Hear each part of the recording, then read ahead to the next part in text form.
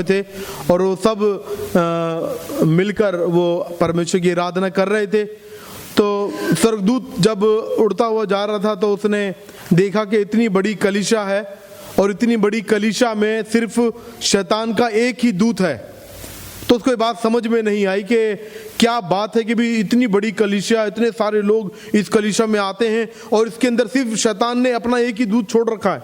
तो नीचे उतरा और उसने उतर के पूछा भी क्या माजरा है कि इतने सारे लोग और तू अकेला, कैसे इतने सारे लोगों को तू हैंडल करता है?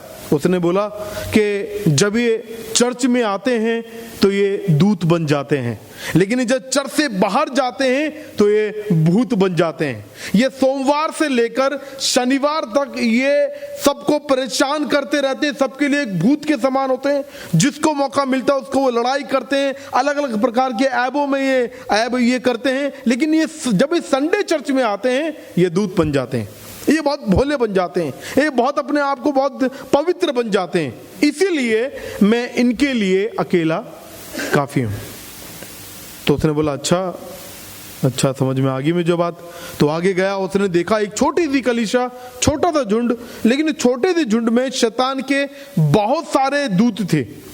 और उस स्वर्गदूत ने सोचा अरे ये क्या छोटी सी कलीसिया और इसमें इतने सारे शैतान के दूत। वो नीचे उतरा, उसने पूछा भाई क्या माजरा है, इतने थोड़े से लोग और इतने सारे शैतान की दूत? उसने बोला कि ये थोड़े हैं लेकिन ये बहुत मजबूत हैं। ये वचन को अपने जीवन में बहुत गंभीरता से लेते हैं। ये एक दूसरे को ये उत्साहित करते हैं, एक दूसरे की ये मदद करते हैं। यदि कोई कलीसिया में नहीं आता तो उसको बार बार मिलते हैं, विजिटिंग करते हैं। ये एक दूसरे में ये एकता के साथ ये रहते हैं। और इनकी एकता को तोड़ने के लिए, इनको प्रभु से दूर करने के लिए, इनको कलीसिया की गंभीरता से दूर करने के लिए, इसलिए यहां पे शैतान के बहुत सारे दूत हैं और इनकी ताकि इनकी एकता टूट जाए, ताकि ये प्रभु से दूर हो जाए।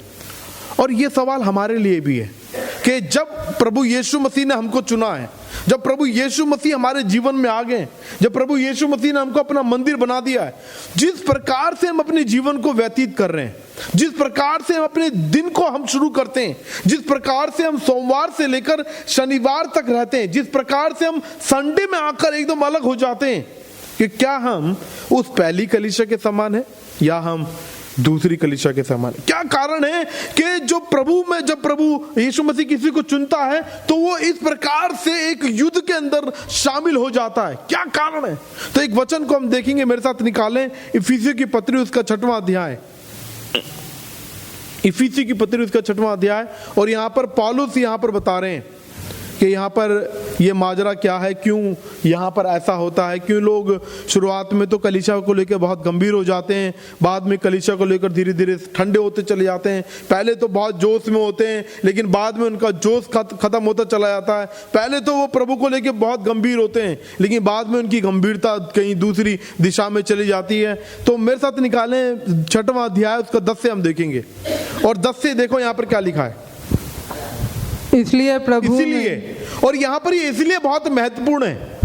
यहां पर जब पौलुस बोल रहा है इसलिए, मतलब इससे पहले कुछ बात हुई है, इससे पहले कुछ बात चल रही है। और इससे पहले यदि हम देखें तो यहां पर जो पौलुस जो बता रहा है कि भाई हम जो प्रभु यीशु मसीह के लोग हैं उसको परमेश्वर ने अपने अनुग्रह के द्वारा चुन लिया है।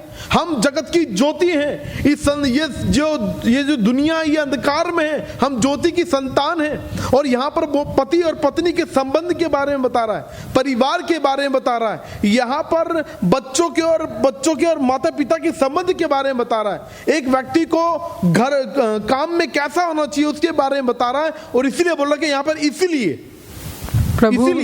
क्या करना है? प्रभु में और उसकी शक्ति के प्रभाव में बलवंत बनो। प्रभु में और उसकी शक्ति के प्रभाव में। और यहाँ पे वचन ये नहीं बोल रहा कि भाई संसार के ताकतों में, संसार की चीजों में तुम्हें बलवंत बनना है, शरीर के अंदर तुम्हें बलवंत बनना है, हमें बनना है। लेकिन यहां पे जो मुख्य जो बात है, जिस चीज में हमको बलवंत बनना है, जिस चीज में हमको जिस चीज में हमको अपने जीवन में प्राथमिकता देना, वो है प्रभु और उसकी शक्ति के प्रभाव में। किस में बनना है? प्रभु और उसकी शक्ति के प्रभाव में बलवंत बनना है। जिस दुनिया में हम रहते हैं भैया, जिस दुनिया में हम रहते हैं उस दुनिया का हाकिम शैतान है। कौन है? इस दुनिया का हाकिम शैतान है। इस दुनिया का जो राजा है वो शैतान है। थोड़े समय के लिए यूहन्ना में लिखा हुआ है, जब वो इस दुनिया का शैतान है, जब इस दुनिया का राजा है, तो मतलब जो उसके अनुसार नहीं चल रहे, जो उसके अनुसार इस दुनिया में नहीं जी रहे, जो उसके अनुसार अपने शरीर को उस काम में नहीं लगा रहे, अपनी सोचों को उस कामों में नहीं लगा रहे, तो इसका मतलब राजा क्या हो जाएगा? राजा तो बिदक जाएगा, राजा तो गुस्सा हो जाएगा। और राजा के अनुसार यदि कोई चल नहीं रहा तो इसका मतलब क्या है? इसका मतलब यह है कि वो कुछ ना कुछ वो एक्शन जरूर लेगा, कुछ ना कुछ वो करेगा। और इसीलिए यहां पर बोल रहा भैया, इसीलिए जो आप एक मसीह परिवार हो, इसीलिए जो आप एक मसीह बच्चे हो, इसीलिए जो आप मसीह होते हुए कहीं पर काम कर रहे हो, इसीलिए आपको प्रभु की शक्ति में और उसके सामर्थ्य में तुम्हें बलवंत बनना है। हम अपने जीवन में हम देखें, हम किस चीज में बलवंत बनने की कोशिश में लगे हुए, किस चीज को हम अपने जीवन में हम आगे रखे हुए हैं, किस चीज को लेकर लगता है कि हाँ ये अगर मेरे पास आ जाए तो इस चीज को लेने के बाद मैं बहुत ताकतवर हो जाऊंगा, मेरे अंदर बहुत कॉन्फिडेंस आ जाएगा, मैं क्या कहते हैं भाई सबसे अच्छा हो जाऊंगा इस दुनिया के अंदर। जैसे अभी बड़ा इशू चल रहा है इसका, मोदी जी ने जो खतरनाक एक्शन ले लिया, ये पैसे वाला एक्शन ले लिया है। और सोचो जिनकी इसके अंदर फायदा भी है और घाटा भी है। इसके अंदर अगर इसको पॉजिटिव देखा जाए तो जो छोटी छोटी मछलियां, जो छोटे छोटे बिजनेसमैन हैं और जिन्होंने अपने पैसा जमा कर रखा है अपनी तिजोरी के अंदर, अपने घर के अंदर, और उनको लगता था कि हाँ ये मेरी ताकत है, हाँ ये मेरे पास होने से मैं कुछ भी कर सकता हूं। अब उनके लिए वो ताकत क्या हो रही है? उनके हाथ से निकल रही है, उनके हाथ से निकल चुकी है और दिसंबर तक वो निकल जाएगी। और वो कोशिश कर रही है ताकत को मैं कैसे बचाऊं, ये ताकत मेरे पास कैसे बनी रहे। और इसी प्रकार से हमारे जीवन में हम जो मसीह लोग हैं, जो शैतान है वो इस ताक में रहता है, इस कोशिश में रहता है कि हमारी ताकत, हमारी जो बलवंत है, प्रभु ना होकर इस संसार की चीज हो। और वो क्या है? पैसा। प्रभु यीशु मसीह खुद उस चीज को उठाते हैं। प्रभु यीशु मसीह ने खुद मत्ती में उठाया इस बात को कि भाई या तो तुम प्रभु की सेवा कर लो या तुम पैसे की सेवा कर लो। मतलब ये इशू जो है, ये जो मुद्दा है, ये पहले से ही है। पैसा जरूरत है, लेकिन यहां पे परमेश्वर का वचन हमको इस चीज के लिए उत्साहित कर रहा है कि हमें जो बलवंत बनना है, हमें जो शक्तिशाली बनना है, किसमें बनना है? प्रभु में और उसकी शक्ति के प्रभाव में बलवंत बनना है। हम देखें किस चीज में हम बलवंत बन रहे हैं, किस चीज में हम अपनी ताकत को महसूस करते हैं। कौन सी चीज मिलने के बाद हमारे अंदर हमको लगता है हाँ हमारे अंदर ताकत आ गई है, कॉन्फिडेंस आ गया, हाँ अब हम इस जीवन को अच्छी तरीके से हम जी लेंगे।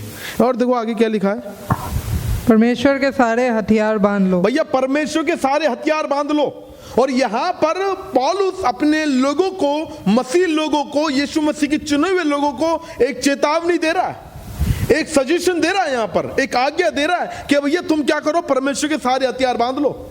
अगर आप परमेश्वर के हथियार नहीं बांधोगे, अगर आप इस संसार में मिलने वाली चीजों के हथियार को बांधोगे, अपने आप शरीर की ताकत को बढ़ाने वाले उस हथियार को बांधोगे, तो भैया फेल हो जाएंगे, वो एक दिन निकल जाएंगे। लेकिन अगर हम प्रभु की सामर्थ को, अगर हम परमेश्वर के सारे हथियार को बांधेंगे तो क्या होगा? क्या होगा? तुम शैतान की युक्तियों के सामने खड़े रह सको। भैया शैतान कौन है दुनिया का? शैतान कौन है? राजा। सोचे राजा शैतान है यहाँ का, और वो इस ताक में लगा हुआ है, इस फिराक में लगा हुआ है कि भाई किसको फाड़ खाए। जैसे पतरस में लिखा हुआ है, पतरस की 5:8 में लिखा है, किसको वो फाड़ खाए। वो कौन है? वो मसीह लोग। और उसकी युक्तियों के सामने हम कैसे खड़े हो सकते हैं? वो हमारे जीवन में युक्तियां बनाता है, हमारे जीवन में योजनाएं बनाता है, ताकि हम प्रभु से दूर हो जाएं, ताकि हम प्रभु को अपने जीवन में गंभीरता से ना लें। और वो हमको फुसफुसाता है, हमको बुदबुदाता है, हमारे शरीर को अपने काबू में करने की कोशिश करता है। और यहां पर बोला अगर हमने प्रभु के हथियार नहीं बांधे, अगर हमने प्रभु के हथियार नहीं बांधे, अगर हम प्रभु की शक्ति के प्रभाव में बलवंत नहीं हुए, तो इसका मतलब यह है कि हम शैतान की युक्तियों में फंस जाएंगे। समझ में आ रहा है? अगर हमने परमेश्वर के हथियार नहीं बांधे, अगर हम प्रभु की शक्ति के प्रभाव में बलवंत नहीं हुए, तो हम शैतान की युक्तियों में फंस जाएंगे। और अक्सर हम फंस जाते हैं, अक्सर हम फंस जाते हैं और हम इन संसार की चीज़ों को ज़्यादा सोचने लग जाते हैं, संसार की बातों को पर हमारा मन लगने लग जाता है, और जहां हमारा मन मतलब वही हम हो जाते हैं। और देखो आगे क्या लिखा है, क्योंकि हमारा यह मल्ल युद्ध लहू और मांस से नहीं परंतु प्रधानों से और अधिकारियों से और इस संसार के अंधकार के हाकिमों से और उस दुष्टता की आत्मिक सेनाओं से है जो आकाश में है। भैया इतना याद रखिए, हमारा ये जो मल्ल युद्ध समझते हैं आप, WWE की फाइट देखते हैं आप, WWE की फाइट, उसमें क्या होता है, अंडरटेकर लड़ रहा है खली से, ठीक है, जॉन सीना लड़ रहा है किसी और से, भाई मल्ल युद्ध हो रहा है ये एक, और उस मल्ल युद्ध में जो जीतेगा भैया वही सिकंदर है। और यहां पर बोल रहा भाई तुम्हारा ये जो मल्ल युद्ध है किसके खिलाफ है, मल्ल युद्ध मांस और लहू से नहीं है भैया, खली से नहीं है। अगर सोचो यहां पर अगर भाई क्या कहते हैं रॉबिन भाई की मल्ल युद्ध करा दिए जाए खली से, क्या होगा क्या होगा हैं भाई, खली एक खतरनाक चीज है। अपने आप को बचाने के लिए रॉबिन भाई हो सकता है कि 2-3 मारे भी और खली को लग भी जाए, है ना, हो सकता है भाई, वो भी मांस है, मांस के टुकड़ा है ये भाई, रॉबिन भी मांस का टुकड़ा है, भाई भी अपने आप को बचाव के लिए कुछ ना कुछ करेंगे। लेकिन यहां पर परमेश्वर का वचन बता रहा है कि हमारा ये जो मल्ल युद्ध है ये किसी इंसान के खिलाफ नहीं है, हमारा ये जो मल्ल युद्ध है ये किसी व्यक्ति के खिलाफ नहीं है, किसी सरकार के खिलाफ नहीं है, हमारा ये जो मल्ल युद्ध है भैया शैतान और उसकी सेनाओं के खिलाफ है। तो उसके खिलाफ हम कैसे खड़े हो सकते हैं, जब तक हम प्रभु की सामर्थ्य में बलवंत नहीं है, जब तक हमने प्रभु के वो सारे हथियार बांध नहीं लिए। और इतना याद रखें, मैं तो इस चीज को बहुत महसूस करता हूं, जब से प्रभु यीशु मसीह ने मुझको चुना है, मैं बाहर से तो बहुत ठीक हूं लेकिन मेरे अंदर ही अंदर युद्ध चल रहा है, मेरे अंदर युद्ध चलता रहता है। और अगर आप चुने हुए हैं, अगर आपको प्रभु यीशु मसीह ने चुना है, मैं बता रहा हूं आपके अंदर भी वही युद्ध चल रहा होगा जो मेरे अंदर चलता है। एक मसीह व्यक्ति के अंदर एक अंदर ही अंदर युद्ध चलता रहता है, और युद्ध के अंदर अक्सर क्या होता है, हम हार जाते हैं, बहुत कम होता है हम जीतते हैं, क्योंकि शैतान बिल्कुल नहीं चाहता अपनी युक्तियों में कि हम उस युक्तियों के में जयवंत को प्राप्त करें, उस युक्तियों में हम उसको हरा दें। और अगर हम प्रभु के हथियारों को बांध रखा है, अगर हमने प्रभु की सामर्थ में बढ़े हुए, उसकी बलवंतता में बढ़े हुए, तो चाहे कितने भी शैतान के धुरंधर सामने खड़े हो जाएं, शैतान की कितनी भी ताकत हमारे सामने खड़ी हो जाए, हम उसमें जयवंत हो जाएंगे। क्यों? क्योंकि प्रभु की सामर्थ में हम बढ़े हुए, प्रभु हमारे साथ में है। और देखो आगे क्या लिखा है, आगे, हाँ, इसलिए परमेश्वर के सारे हथियार बांध लो। देखो भैया यहाँ पर आगे बता रखा क्या क्या हथियार हैं, हाँ, कि तुम बुरे दिन में सामना कर सको। बुरे दिन चल रहे हैं भैया ये, ठीक है, अच्छे दिन आगे वो मोदी का क्या है, अच्छे दिन आने वाले। लेकिन बाइबल क्या बोल रही है, बुरे दिन के सामना करो, ये बुरे दिन आए हैं भैया। ये अगर हम प्रभु यीशु मसीह के लोग हैं, हमें पता है कि अच्छे दिन कभी नहीं आएंगे जब तक प्रभु यीशु मसीह नहीं आएगा। बुरे दिन चल रहे हैं, और बुरे दिन में क्या करना है, परमेश्वर के सारे हथियार बांधने हैं। और क्या हथियार हैं देखो, और सब कुछ पूरा करके स्थिर रह सको। हाँ, इसलिए सत्य से अपनी कमर कसकर, भैया सत्य से कमर कसना, हमको सत्य से कमर कसना, हमको झूठ से कमर नहीं कसना। हमें सत्य को अपने साथ में रखना है और सत्य में हमें चलना है। और सत्य कौन है, प्रभु यीशु मसीह। प्रभु यीशु मसीह ने बोला मैं ही सत्य हूं। यीशु मसीह ने ये नहीं बोला कि मैं तुम्हें सत्य की ओर लेकर जाता हूं, सत्य से अपनी कमर को कसना। और धार्मिकता की झिलम पहनकर, धार्मिकता की झिलम पहनकर, भाई अधर्मी की झिलमता नहीं पहननी है, मुखोटा नहीं पहनना कि भाई बाहर से तो हम दिखा रहे हैं बहुत धर्मी है, लेकिन अंदर हमारे शक्ति कपूर छुपा हुआ है। बाहर से हम दिखा रहे हैं हम सलमान खान है, लेकिन अंदर कोई और है। और यहां पर बोला धार्मिकता की झिलम पहनकर, हमारे एबनेजर भाई बहुत हंस रहे हैं, धार्मिकता की झिलम पहना। और वो धार्मिकता हमारे अंदर कब आती है, प्रभु यीशु मसीह के द्वारा।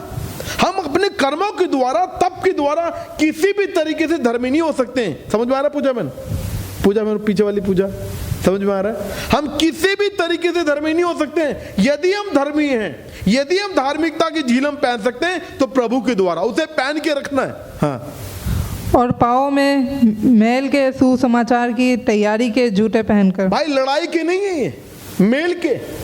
और बड़ा मुश्किल है भैया मेल के, जब हमारी किसी से मेल नहीं बनती है तो बड़ा मुश्किल है। जब कोई हमारे बारे में षड्यंत्र रचता है, जब हमारे बारे में बुरा करता है तो उसके बारे में अच्छा बोले, बड़ा मुश्किल है भैया। लेकिन यहाँ पे बोला मेल के क्या करना है? जूते, मेल, पाँव में मेल के सुसमाचार की तैयारी के जूते पहनकर। हाँ, और इन सब के साथ विश्वास की ढाल लेकर स्थिर रहो, जिससे तुम उस दुष्ट के सब जलते हुए तीरों को बुझा सको। भैया दुष्ट के कौन से तीर हैं? जलते हुए तीर हैं। जहां पे लगेंगे दर्द तो होगा, लेकिन जलन भी होगी। और ये जलन कैसी? ये आत्मिक जलन है। और यहाँ पर अगर देखें, यहाँ पर हर एक जो परमेश्वर के हथियार बांधने की बात है, यहाँ पर हर एक उसमें एक अलग प्रचार है। हर एक विषय में हम एक प्रचार कर सकते हैं। लेकिन यहाँ पर मैं बड़े तेजी से जा रहा हूँ और देखो यहाँ पे क्या लिखा है, और उद्धार का टोप और आत्मा की तलवार जो परमेश्वर का वचन है ले लो। हाँ, और यहाँ पर एक ना पौलुस क्या कर रहा है, एक तस्वीर पेश कर रहा है। आपने नाटक देखे, फिल्में देखें जो राजा महाराजाओं के टाइप के होते हैं, जब वो युद्ध लड़ने के लिए जाते हैं, आपने देखा होगा, है ना? और उस युद्ध में आपने देखा होगा, जैसे भी एक नाटक भी आता है अशोक द ग्रेट या कोई और नाटक आ रहा है, आप देखेंगे जब वो युद्ध लड़ने के लिए जा रहे हैं तो एक बड़ा सा टोपा पहन के रखते हैं, झिलमिल टांग के रखते हैं, अपने क्या कहते हैं, अपना बेल्ट भी बांध के रखते हैं और पूरा वो अपने आप को कवर करके रखते हैं। आपने देखा वो है? क्यों पहन के रखते हैं वो? ताकि जब कोई जलता हुआ तीर आए, जब कोई भाला लगने को हो तो वो उसको क्या कर ले, बचा सके, या ढाल से बचा सके, या उसके द्वारा बच सके, ताकि वो ज्यादा घायल ना हो, ताकि उससे उनको बचाव हो सके। और यहाँ पर कुछ इसी प्रकार का यहाँ पे तस्वीर पौलुस यहाँ पर पेश कर रहा है कि भैया हम एक युद्ध में हैं और हमें पोशाक पहन लेनी है युद्ध वाली। ये कौन सी पोशाक है? ये आत्मिक पोशाक है। और ये आत्मिक पोशाक हमको पहनना बहुत जरूरी है। और हम सब इतना याद रखें, एक युद्ध में भैया अभी पाकिस्तान और इंडिया का युद्ध कभी भी छिड़ सकता है। ये भी एक युद्ध की परिस्थिति है। कश्मीर में जाएंगे तो आपको पता चलेगा युद्ध जैसा माहौल है। वहां पर गांव के गांव क्या कहते खाली हो गए, वहां पे युद्ध जैसा माहौल है। और वो जो युद्ध है वो दिखने वाला युद्ध है, लेकिन ये युद्ध की बात हो रही है यहाँ पर। ये दिख नहीं रहा, लेकिन युद्ध चल रहा है और हम सब उस युद्ध में शामिल हैं। और आपको पता है हम कैसे पहचान सकते हैं कि हम उस युद्ध में जीत रहे हैं या हार रहे हैं? हम उस युद्ध में शैतान की युक्तियों में फंस रहे हैं या फिर इस युक्तियों से हम निकल रहे हैं? हम कैसे पहचान सकते हैं? जब हम परमेश्वर के वचन को अपने जीवन में बहुत गंभीरता से लेते हैं, जब हम प्रभु के वचन को बहुत गंभीरता से पढ़ते हैं, जब हम व्यक्तिगत प्रार्थना को बहुत गंभीरता से अपने जीवन में लेते हैं। सोचो, ये कंपलसरी है, ये कोई वो नहीं है।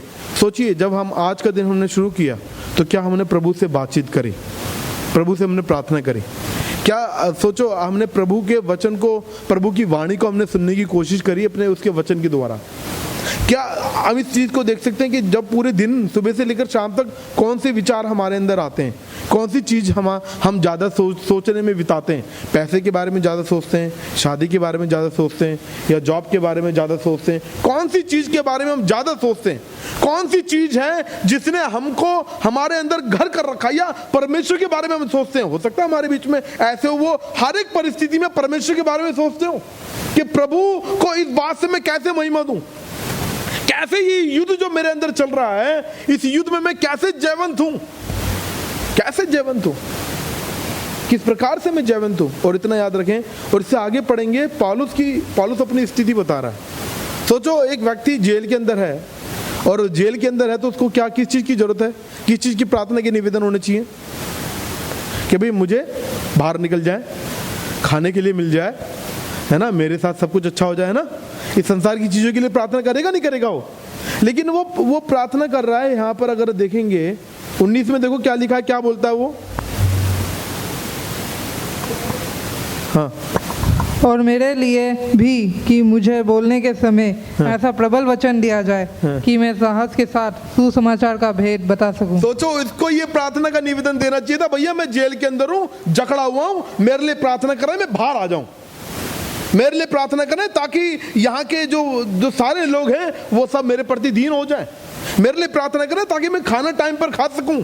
मेरे लिए प्रार्थना करें जब मैं बीमार ना पड़ूं। लेकिन यहाँ पर बीमारी में, यहाँ पर वो जेल के अंदर है, बंदी गृह में, और वो जंजीरों के अंदर जकड़ा हुआ है, वो बोल रहा है भाई मेरे लिए प्रार्थना करें ताकि मैं सुसमाचार को बहुत प्रबलता के साथ प्रचार कर सकूं।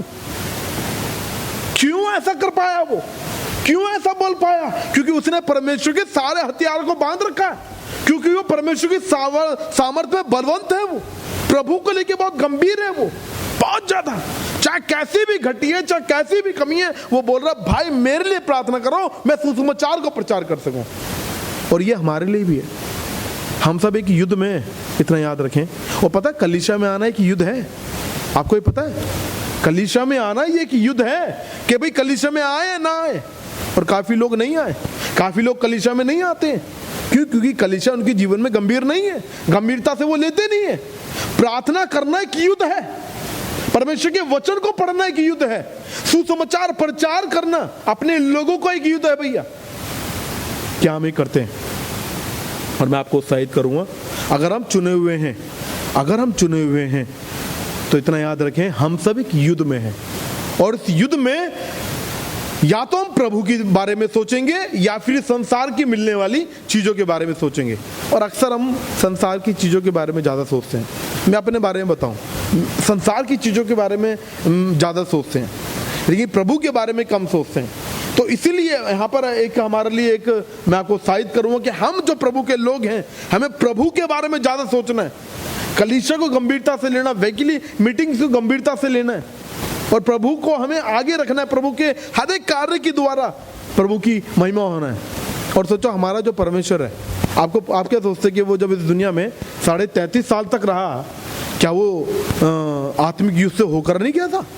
वो हर प्रकार के युद्ध से होकर गया, वो हर प्रकार की अभिलाषाओं से, हर प्रकार की परीक्षाएं उसके जीवन में आई। जिस प्रकार की परीक्षाएं हमारे जीवन में आती है, भूख क्या होती है उसको पता है, पैसे की कमी क्या होती है उसको पता है, उसको पता है जब काम करते हैं और काम करते समय कैसे हाथ छिल जाते हैं, कितनी मेहनत लगती है, उसको पता है वो सब कुछ। जब कोई अपना चला जाता है, अपना दुनिया से छोड़कर चला जाता है, उसको पता है। उसके पापा जल्दी डेथ कर गए थे, संसार के जो पापा थे यूसुफ, उसको पता है जिम्मेदारी आना क्या है, उसको पता है जब लोग तिरस्कार करते हैं क्या होता है, जब लोग मारते हैं तो क्या होता है, वो सब कुछ उसको पता है। और आपको पता है, और उस युद्ध में वो हारा नहीं है।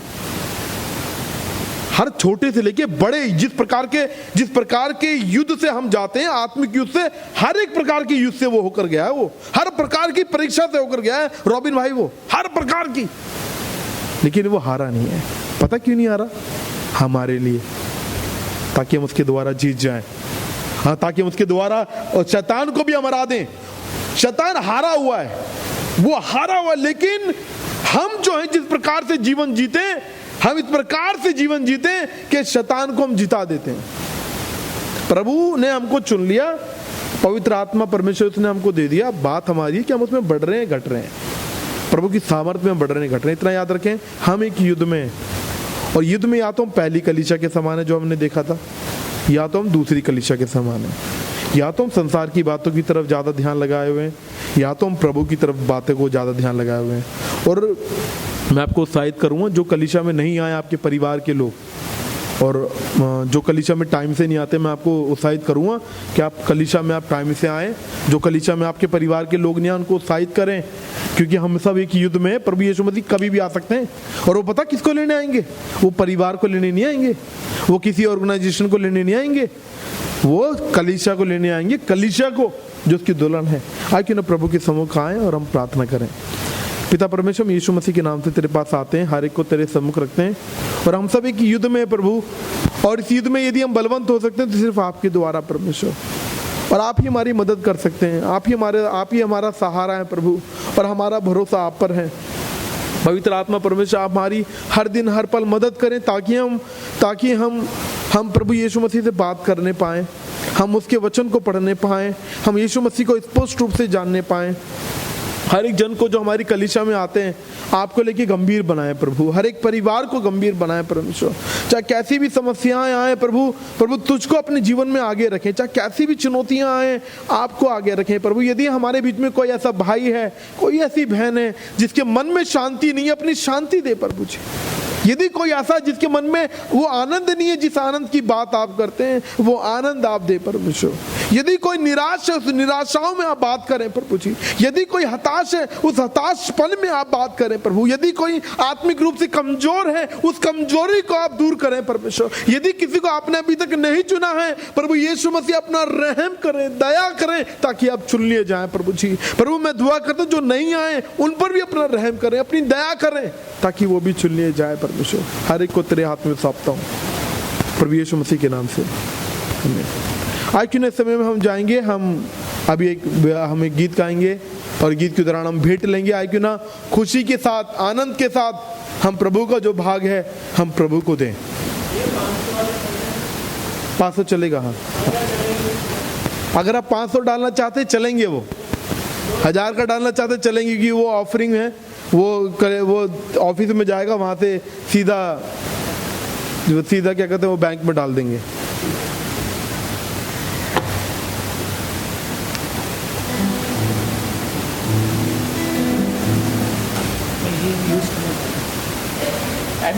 अभी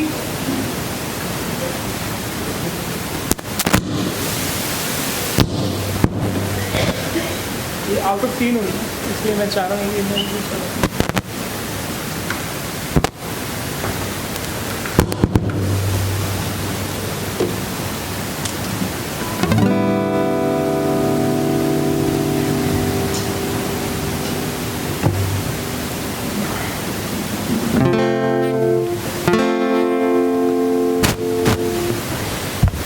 भाई सब